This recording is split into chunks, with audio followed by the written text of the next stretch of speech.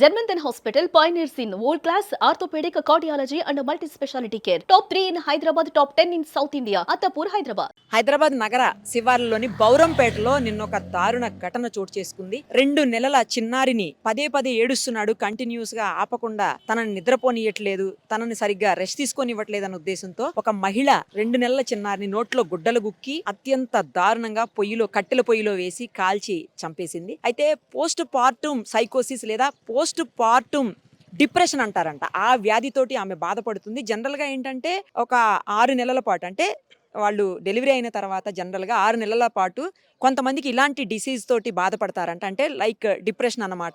So అలాంటి డిసీజ్తో బాధపడడం వల్లనే ఆమె ఈ హత్యకు పాల్పడిందని చెప్తున్నారు.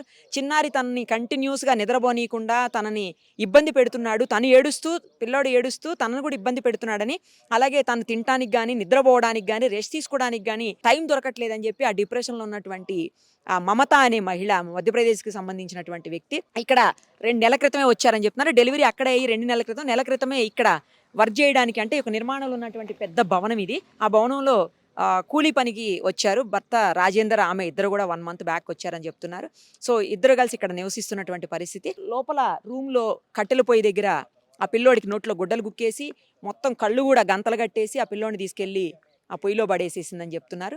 సో ఆ బాబు సగం కాలిపోయిన తర్వాత భర్త వచ్చి ఎందుకు ఈ పని చేశాను గబుక్కున పిల్లోడిని అప్పుడు బయటికి తీసేసరికి అప్పటికి ఆ బాబు చనిపోయాడు. ఎందుకు చేసావు ఈ పని అని అడిగితే అతని మీద కూడా అరవడము, అతన్ని కూడా గట్టిగా విచిత్రంగాను చాలా దారుణంగా ప్రవర్తించినటువంటి పరిస్థితి. వెంటనే పోలీసులకి ఇన్ఫార్మ్ చేస్తే పోలీసులు వచ్చేసి ఆమెని అరెస్ట్ చేసి తీసుకుని వెళ్ళారు. పోలీస్ స్టేషన్లో కూడా ఆమె వింతగా చాలా అగ్రెసివ్గా బిహేవ్ చేసిందని చెప్తా ఉన్నారు. అంటే ఇది ఒక మానసిక వ్యాధి.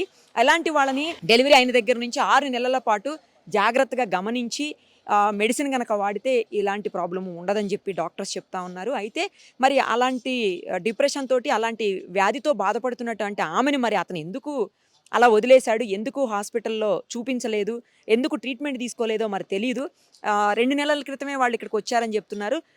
నెల క్రితం, అంటే 2 నెలల క్రితం బాబు పుట్టాడు. నెల క్రితం అంటే బాబు అక్కడనే పుట్టాడు. నెల క్రితమే వాళ్ళు ఇక్కడికి వచ్చారు. కానీ ఎంత దారుణం, ఎంత డిప్రెషన్లో ఉంటే మాత్రం కన్న బిడ్డని, చిన్న పసిగుడ్డు 2 నెలల పిల్లోడిని ఎలా చంపాలనిపించింది, ఎలా కట్టి ఎత్తి పొయ్యిలో వేయటం, అంటే తన చేతులతో తాను చేసిందే కదా.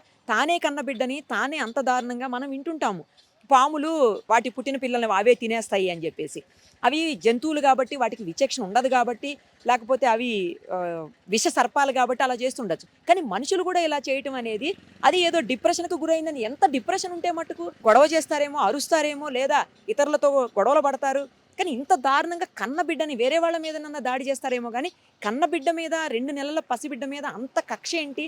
నిద్రపోనీయట్లేదని చెప్పి, కేవలం నిద్రపోనీయట్లేదు, రెస్ట్ తీసుకోనీయట్లేదు, సరిగ్గా తినడానికి ఆమెకి సమయం దొరకట్లేదని చెప్పేసి బిడ్డను హత్య చేయటం ఏంటి? అసలు ఇలాంటి ఘటనని, అంటే కేవలం ఈ రీజన్తో తను తినడానికి, పడుకోవడానికి సమయం దొరకట్లేదు, ఈ పిల్లాడు కంటిన్యూస్గా ఏడవడం వల్ల అలాంటి సంఘటన, అంటే ఇలా దానివల్లే హత్య చేసినటువంటి సంఘటనని మేమైతే ఇప్పటి వరకు అసలు మీడియాలోనే చూడలేదు. మీడియాలో కాదు, అసలు ఎక్కడ జరిగి ఉండదు. మీడియాలో ఎన్ని సంవత్సరాలు అయినా కూడా మేము ఇలాంటి ఘటన చూడలేదు. చాలా చాలా బాధ అనిపిస్తుంది.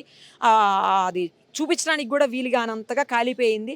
తాను కన్నబిడ్డ తన కళ్ళ ముందే ఆమె పడేస్తే అలా కాలిపోతుంటే ఆమె ఎలా చూస్తూ ఉందో కూడా అర్థం కావట్లేదు. అంత మానసిక దారుణమైనటువంటి పరిస్థితుల్లో, బాధల్లో, మానసికంగా ఘోరంగా ఉన్నటువంటి, అంటే అంత దారుణమైన వ్యాధితో బాధపడుతున్న వ్యక్తిని భర్త ఎందుకు గుర్తించలేకపోయాడు, లేకపోతే చుట్టుపక్కల ఉన్న వాళ్ళైనా ఎందుకు గమనించలేకపోయారు? పదే పదే వాళ్ళు, ఈ కొత్తగా వచ్చింది కాదు కదా, పదే పదే ఆ ఇన్సిడెంట్ రిపీట్ అవుతుంది. ఆ పిల్లోడి మీద గట్టిగా అరవడము, లేకపోతే వింతగా బిహేవ్ చేయటము, లేదు అంటే కోపంగా బిహేవ్ చేయటము, కర్కశంగా మాట్లాడడం, ఇవన్నీ గత కొంతకాలంగా జరుగుతూనే ఉండాలి. సో జరుగుతూ ఉన్నప్పుడు భర్త ఎందుకు గమనించలేకపోయాడు? ఎందుకని అతను హాస్పిటల్కి తీసుకెళ్లి ట్రీట్మెంట్ ఇప్పించలేకపోయాడు? ఇదైతే చాలా దారుణంగా, బాధగా అనిపిస్తుంది. అంటే బిల్డింగ్లో ఉన్న వాళ్ళకి ఏం సంబంధం లే, కానీ అదన్నీ పక్కన పెట్టేస్తే మనం ఎవరు ఏం చేయలేనటువంటి పరిస్థితి. ఆమె అలాగే సేమ్ టైము ఎవరైతే భర్త ఉంటారో వాళ్ళిద్దరు మాత్రమే ఉంటారని చెప్తున్నారు. ఇక్కడ ఆ రూమ్లో వేసి ఆ పిల్లోడిని కట్టెల పొయ్యిలో, అసలు తలుచుకుంటేనే చాలా చాలా బాధ అనిపిస్తుంది. పోలీసులు అయితే ఎంక్వైరీ చేశారు. ప్రాథమికంగా తేల్చింది అయితే ఇదే. ఎవరు ఇలాంటి ఘటనలకి పాల్పడకుండా ఉండాలి అంటే డెలివరీ అయిన తర్వాత ఒక 6 మంత్స్ పాటు అయితే జాగ్రత్తగా వాళ్ళలో వచ్చేటువంటి చేంజెస్, అంటే hormonal imbalance main, hormonal changes ఏంటి అనేది చూస్తూ ఉండాలి. కుటుంబ సభ్యులే గమనించుకోవాలి. ముఖ్యంగా భర్త గమనించాలి. సో అలాంటప్పుడు వాళ్ళకి సపోర్ట్ చేస్తే మెడిసిన్ ట్రీట్మెంట్ కరెక్ట్గా అందితే వాళ్ళు జాగ్రత్తగా అంటే వాళ్ళు మళ్ళీ హెల్త్ సెట్ అయిపోయి నార్మల్ అయిపోతారు. అలాగే ఇలాంటి ఘటనలు మనం కూడా చూడకుండా ఉంటామేమో మేబీ. సో కొత్తగా డెలివరీ అయిన వాళ్ళు ఎవరన్నా ఉంటే మట్టుకు అందరికీ ఈ ప్రాబ్లం వస్తుందని నేనైతే అనుకోను. వన్స్ ఇన్ ఏ వైల్ ఎక్కడో 1000లో ఒక్కళ్ళకి వస్తుండొచ్చులా, లేదా లక్షలో ఒక్కళ్ళకి వస్తుందో మరి. అలాంటి వాళ్ళ విషయంలో ఇంట్లో కుటుంబ సభ్యులు దగ్గరగా ఉండేవాళ్ళు గమనించుకుంటే ఇలాంటి సంఘటనలు జరగకుండా ఉంటాయి.